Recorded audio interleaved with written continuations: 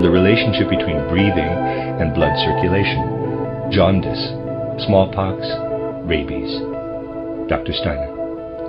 Good morning, gentlemen. Have you thought of something else you would like to ask me? A question is asked concerning the relationship between human breathing and the pulse. Wouldn't this have been completely different in earlier times? Dr. Steiner. You mean in the human being himself? Well, let's quickly review how things stand today. We have breathing on the one hand. Man is connected to the outer world through breathing, because he is constantly inhaling and exhaling air.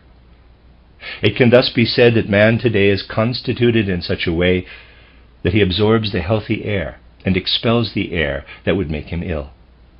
The expelled air contains carbon dioxide. The circulation of the blood, on the other hand, is an internal process in which the blood flows through the body itself. I shall not discuss today whether it is accurate to say that the blood circulates in the body, but let us say the force of the blood circulates through the body. Now, although it varies slightly in each individual, a person takes approximately 18 breaths per minute. As for the blood, the pulse rate is 72 beats per minute.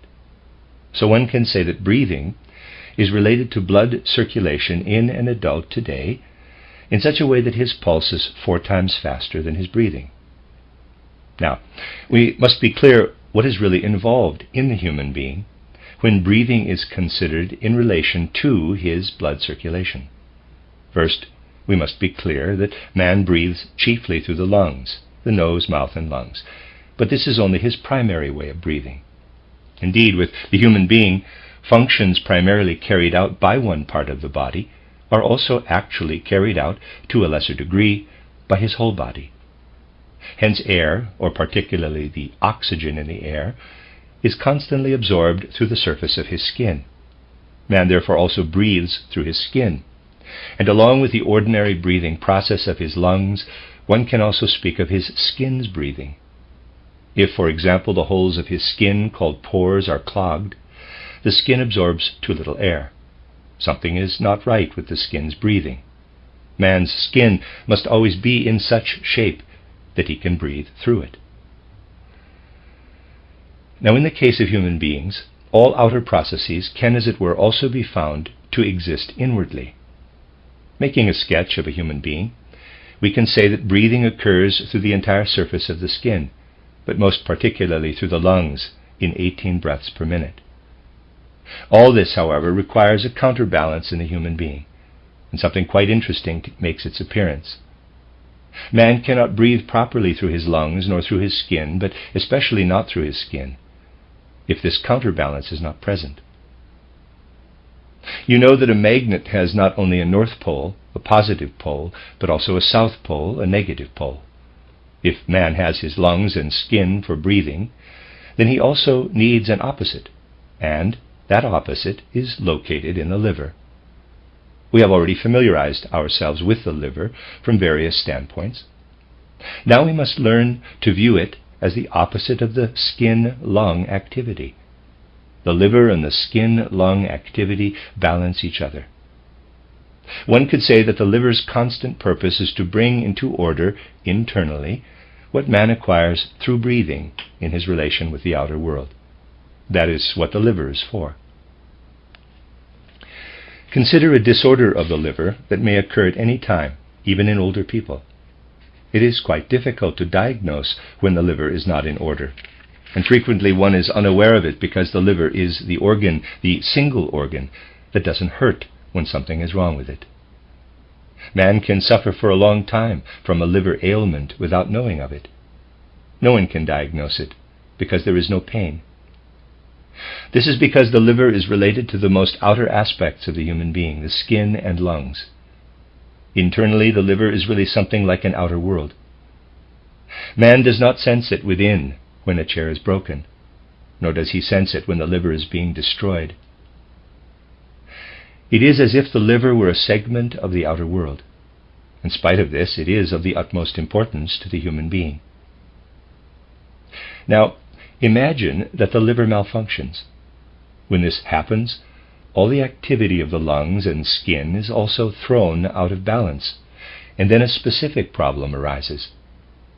You see, from the heart, the veins reach everywhere into the lungs and the skin. Through quite delicate blood vessels, the blood circulation reaches everywhere into the skin, into the lungs, and also into the liver. The following now takes place. If the liver's function is impaired, the blood cannot flow properly in and out of the liver. If because of a liver problem the blood flows into it too strongly, and the liver becomes overactive, too much bile is produced and the person becomes jaundiced. Jaundice occurs in man when too much bile is produced, when therefore the activity of the liver is too strong. Jaundice therefore results when overactivity of the liver pervades the body. What happens, however, when the liver's activity is too weak? The blood's activity on the surface of the skin is not compensated for. The blood which flows everywhere wishes to be compensated, and the blood in the liver investigates, as it were, whether or not the liver is behaving properly. If the liver isn't behaving properly, the blood rushes to the surface of the body to replenish itself there. What happens? Smallpox is the result.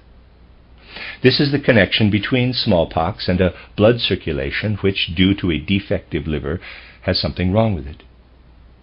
The blood reaches everywhere where I have drawn a line in blue. There is also a red line signifying that oxygen from the air reaches everywhere. The circulation of the blood rightly makes a point of contact there with the breathing, and whether this occurs in the lungs or the skin really does not matter, because it balances itself out. If the air that enters through the breathing process does not make contact with the blood in the correct way, however, smallpox results. What is smallpox? Smallpox is really the result of the development of too much respiratory activity on the body's surface, or in the lungs. The person becomes too active over his surface area, and this activity causes inflammation everywhere. What can be done under these circumstances? Well, people already do the only thing that can be done in such cases. They vaccinate with cowpox vaccine. What does cowpox vaccine really accomplish? The vaccine inwardly permeates the body because the blood circulates everywhere. Whereas the blood is otherwise compensated for on the body's surface, it now has to cope with the vaccine. The overactivity on the surface is thus prevented. Smallpox inoculation does indeed have a certain significance. The blood, which is not properly engaged by the liver, is now busy with the vaccine. Generally, there is good reason for all methods of inoculation. You have perhaps heard that a large part of our healing is based on injections, because an activity occurring in the wrong place can thereby be directed to another part of the human body. Inoculation against rabies is especially interesting. Though rabies comes from something altogether different, it is basically the same response as I described in connection with smallpox. Imagine that a person is bitten by a rabid dog or wolf. Such an animal has actual poison in its saliva. This poison now enters the victim through the bite, and the person becomes involved in detoxifying the poison. He may be too weak to do it, and he might succumb to the poison, but something else is really the cause of death. You know that a man first develops rabies before he succumbs to the poison. What is the reason for this? Let us assume that I am bitten by a rabid dog. Now I must direct all my inner activities to this spot, and I must let them flow here to use up the poison. This surge of activity is sensed by my spinal cord as though I had received a shock. This is how it affects my spinal cord. Since my body must suddenly develop such extreme activity because of the dog's bite, my spinal cord suffers a shock through which I become ill. What must now be done to offset this shock? You know that when a person freezes in horror, he can be brought to his senses by being slapped a few times. The spinal cord also needs to be slapped, but one must first get to the spine. This can be accomplished by giving a rabbit rabies, then killing it, removing its spinal cord, and drying it for approximately 20 minutes at about 20 degrees centigrade. The substance is then injected into the rabid person. Now, oddly enough, all substances have a way of going to specific parts of the body. The dried spinal cord of the rabbit, which retains the rabies poison for a short time, about 15 minutes, before becoming ineffective, is quickly injected into the human being. It enters the human spinal cord, which thereby suffers a countershock. It is just as if you shake a person who is paralyzed with fear and he snaps out of it. In the case of rabies, man's spinal cord recovers from the shock by means of an inoculation with the rabbit's dehydrated spinal cord. You see, therefore, that when an activity develops in the human being in the wrong place, and he becomes ill, he can be cured if almost the same process is developed in a different place.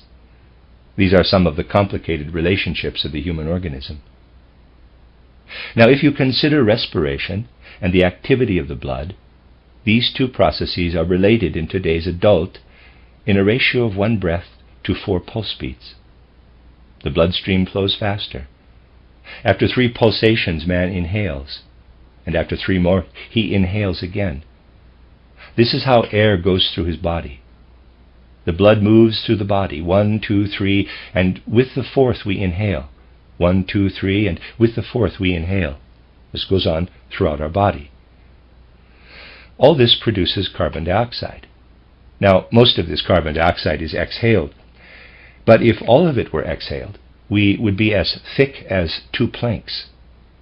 Part of the carbon dioxide must continuously enter our nervous system, which needs carbon dioxide because it must be continuously deadened. The nervous system requires this deadening carbon dioxide.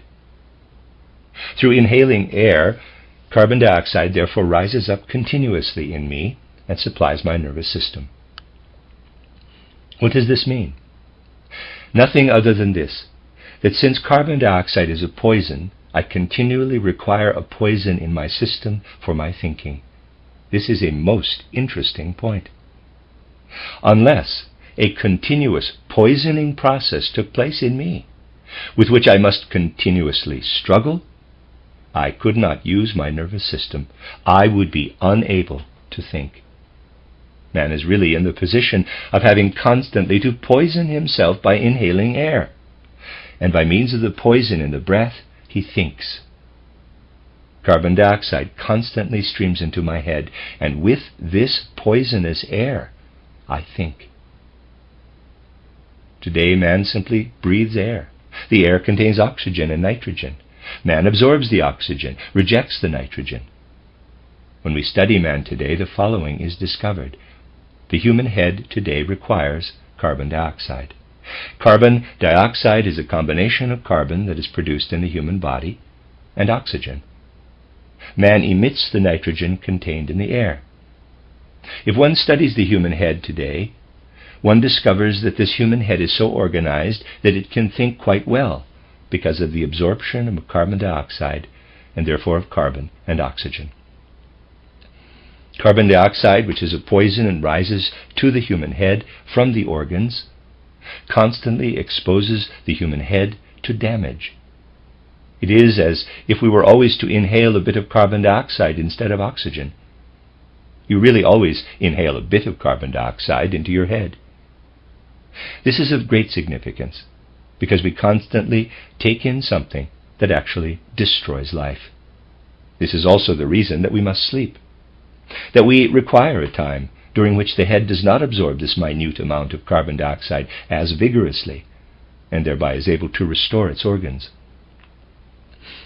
Studies of the head show that in its present condition it can make use of this poison, carbon dioxide, by repeatedly sustaining a little damage, and then restoring itself through sleep, then again being damaged, again restoring itself, and so on.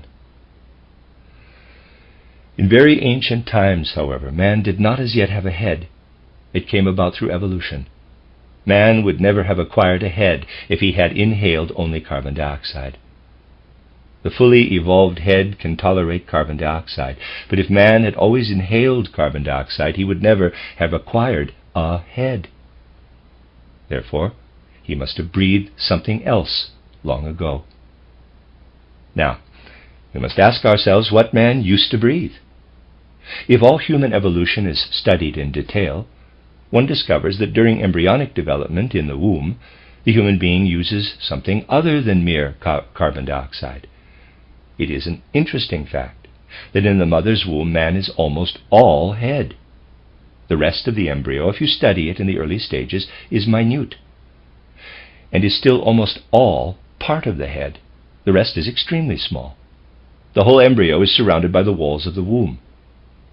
You see, at this stage we are almost all head, but we must still develop. And for that we require nitrogen.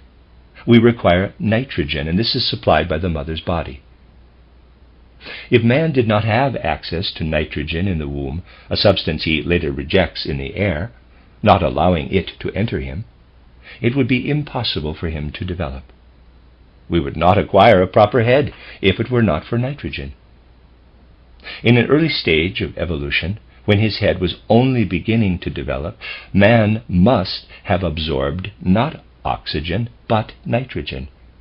The essential elements for man must therefore have been carbon and nitrogen, instead of today's carbon and oxygen. Just as man inhales oxygen today, he once must have inhaled carbon combined with nitrogen. In other words, he must have absorbed nitrogen. But what is carbon plus nitrogen? It is cyanogen, and when it is present as an acid, it is hydrocyanic acid. This means that conditions must have been such at one time that man did not absorb oxygen from the air, but nitrogen, with which he internally produced cyanogen, an even stronger poison. This even stronger poison is what has enabled man to think today by making use of carbon dioxide. At that time he fashioned his organs with an even stronger poison. Going back in time, we come to a point in ancient evolution when, unlike today, man produced cyanogen, and instead of exhaling carbon dioxide as he does today, he exhaled hydrocyanic acid, a much stronger poison. Thus, from man and his present-day respiration, we go back to an ancient condition in which the air was filled with hydrocyanic acid, just as it is today permeated with carbon dioxide. In 1906, I gave lectures in Paris, and because of various suggestions from the listeners, I was prompted to tell them that even today there are cosmic bodies that possess this ancient cyanogen atmosphere rather than that now prevalent on the Earth. If the Earth were viewed from the Moon, or particularly from Mars, one would be able to perceive traces of carbon dioxide everywhere in the Earth's atmosphere by means of the spectroscope. Had the ancient Earth been viewed from space, when man was only beginning to acquire his head, however, one would have perceived traces of hydrocyanic acid instead of carbon dioxide. To this day there are cosmic bodies that have retained the Earth's condition of former ages. These are the comets. The comets are what the Earth was like when man acquired his head. Hence they must contain cyanogen. I said in 1906 that the main characteristic of comets is that they contain cyanogen. If one were to study a comet with a spectroscope, one would see traces of cyanogen. Soon after this, a comet appeared. They only appear rarely. I was in Norway at the time, and there was much talk about it. Curiously enough, people actually observed lines of cyanogen. People always say that when anthroposophy becomes aware of something that is based on spiritual insight, one should be able to prove it afterward. There are indeed numerous things that have later been proved. When proof is provided, however, people overlook or suppress it. The truth is that on the basis of this change in the breathing process, I stated prior to its having been observed with the spectroscope that comets contain cyanogen. This is the same substance that man needed in order to acquire his head at a time when the Earth was still in a comet-like condition. Now imagine for a moment that I were to breathe nitrogen instead of oxygen. Something other than human blood would naturally arise. As you know, the blood that has become blue combines in the lungs with oxygen and becomes red. Now, when man inhales oxygen, he absorbs oxygen into his blood. When he inhales nitrogen, he absorbs the nitrogen into his blood. Blood functioning in a healthy way nowadays never contains uric acid. But if even a little nitrogen is absorbed into the blood, if something is only slightly amiss with the human being, uric acid appears in the blood. In the age when man acquired his head, his blood consisted completely of uric acid, since nitrogen, rather than oxygen, continuously combined with the blood. His blood was only uric acid. As an embryo today, the human being swims in the amniotic fluid, and thus has uric acid readily accessible. Uric acid is everywhere in his environment. In this early state, the embryo needs uric acid for its development. In the past, when man was acquiring his head and exhaled hydrocyanic acid, he swam around in uric acid. In other words, he made use of cyanic acid, combining nitrogen and carbon, and inwardly producing uric acid. Hydrocyanic acid surrounded him everywhere. The world was once in a condition in which uric and hydrocyanic acids actually played as big a role as water and air do today.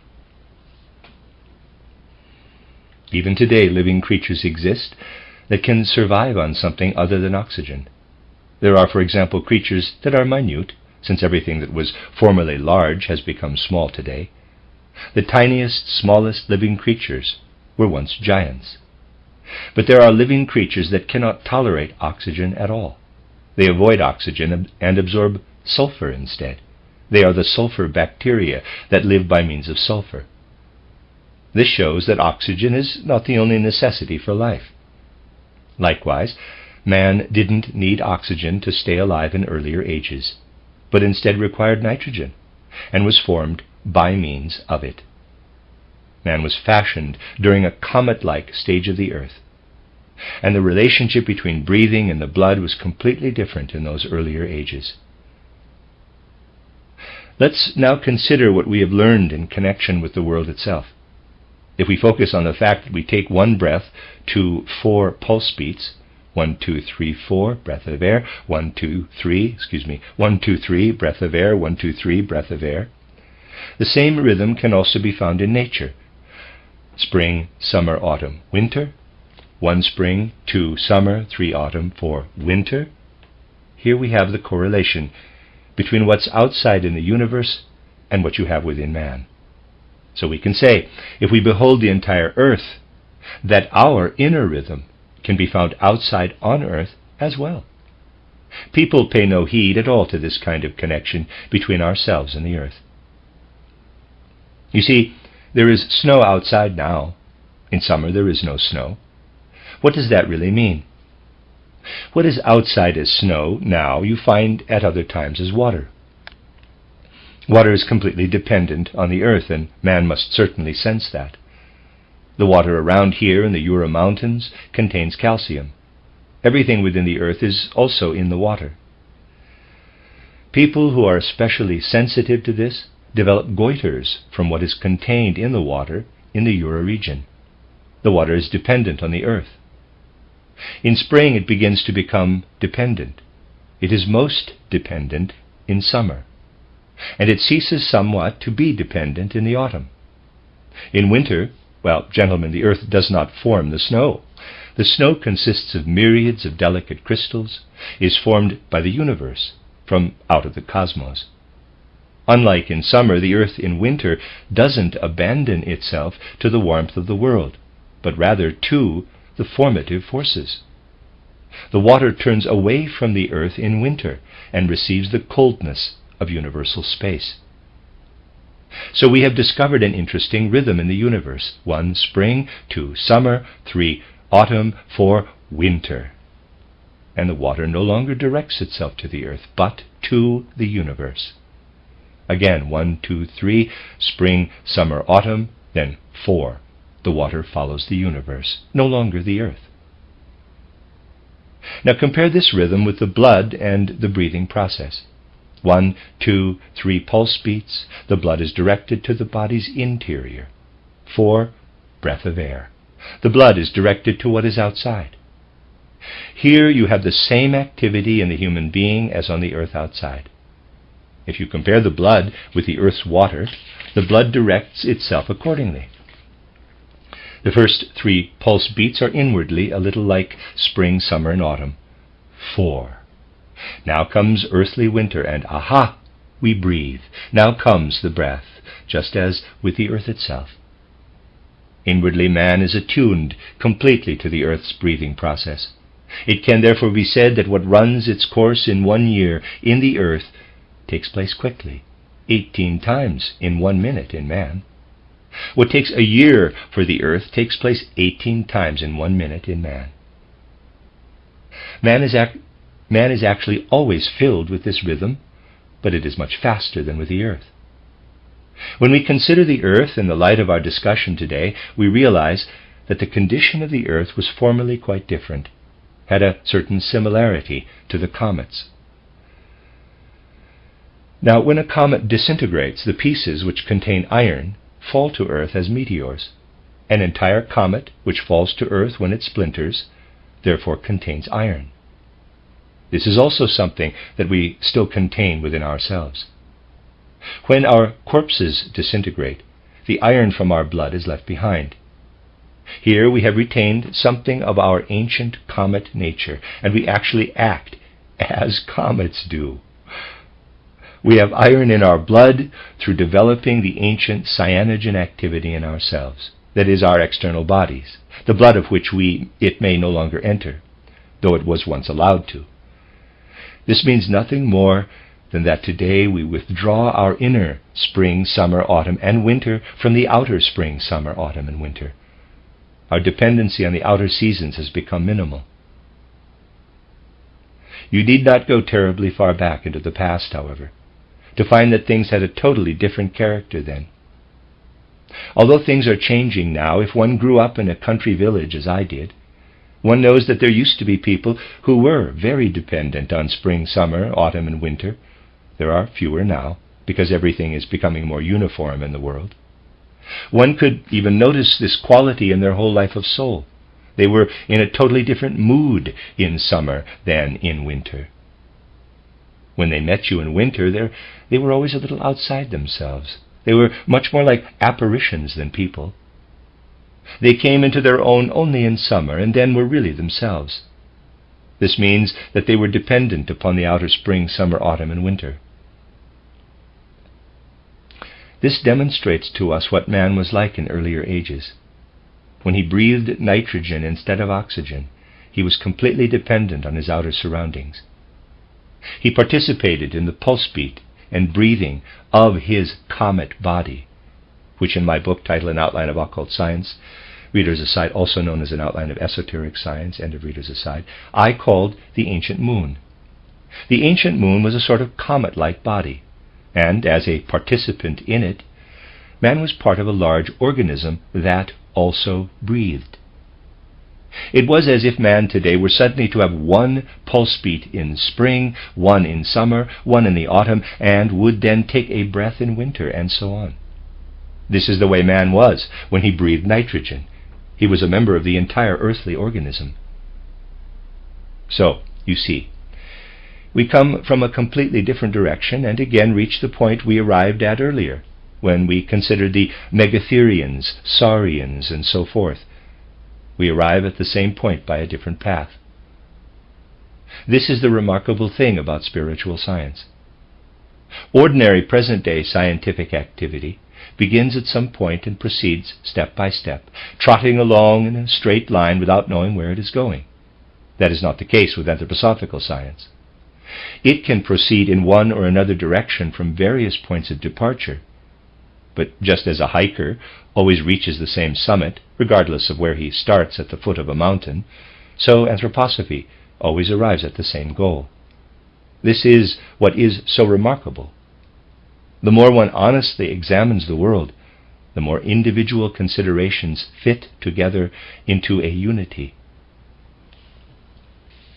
We have an example of this in exploring your question today.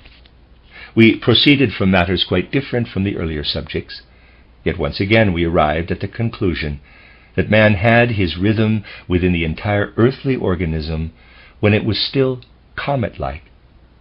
Only now has he made this rhythm his own. Man existed as part of the earth just as he does today when he is still a germ within his mother. There he also takes part in her pulse and breathing activity. Can it be proven that man today takes part in his mother's pulse and breathing activity?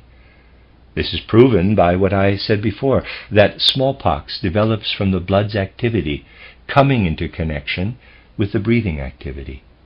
This is interesting. If one does share the maternal blood and breathing activities while in the womb, a child in the womb should contract smallpox if the mother has it, and it does. When a pregnant woman contracts smallpox, her unborn child already has smallpox in the womb because the child takes part in everything. In the same way, when the earth was still the mother of the human being, although the earth was then a kind of comet, he participated in all that the earth underwent. His pulse beat and breathing were that of the earth's pulse beat and breathing. It is most remarkable that if we go back into ancient times, when human beings knew things instinctively and were not clever as they are today, they always called the earth Mother, Mother Earth, and so forth. They spoke of Uranus, meaning the universe, and Gaia, the earth, and they viewed Uranus as the father of the universe outside, and the earth as the mother, as a figure.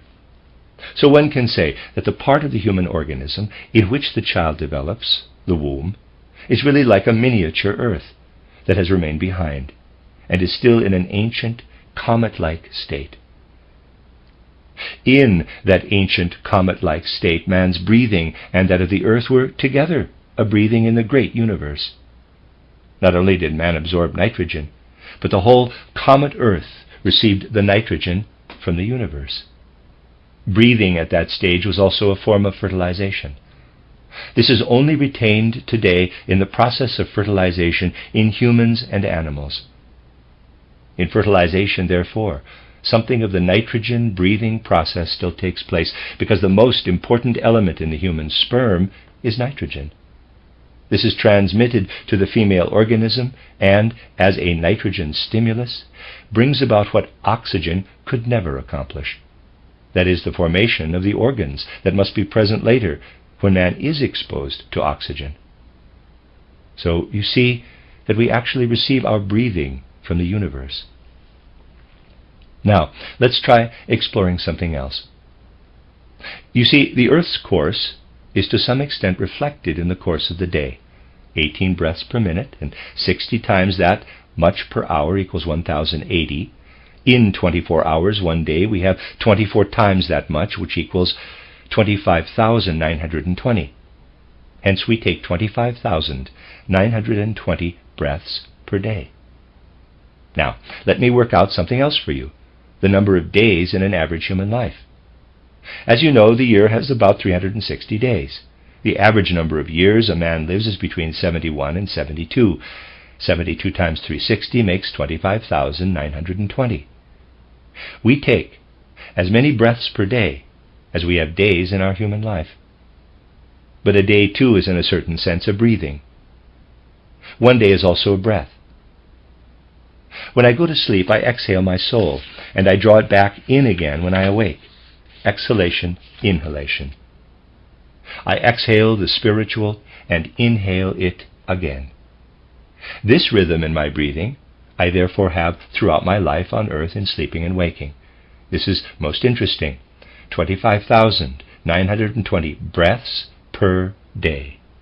25,920 days in the average human life. Now we turn and look at the sun. When we observe the sun in spring today, it rises in the sign of Pisces. But it does not rise every year in spring in exactly the same spot. On 21 March, in the spring of next year, the sun will have moved a fraction. Year by year it moves a little. The point where it rises moves constantly and eventually comes full circle. Therefore, if the sun rises in the constellation of Pisces today, the astronomers think it is still in Aries, where it was formerly, because they have not yet caught up with their notations. then it must have risen in primordial times in Pisces too. When the number of years that it takes the sun to come full circle is calculated, the result is 25,920 years. It is the same ratio. Even the cosmic rhythm harmonizes with the faster rhythms of breathing and blood circulation. Just imagine how man stands within the cosmos. He is really a child of the universe. The cosmos is his original father and mother. One thus arrives at a completely different way of viewing man in relation to the universe than when one simply says that God created the world and man, a concept that doesn't require much thinking. But anthroposophy wishes to begin to think something in every instance.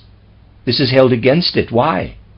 Well, it takes no effort to say words that don't require thinking. In anthroposophy, however, one must exert oneself, and this makes people angry. One needn't strain oneself in today's science.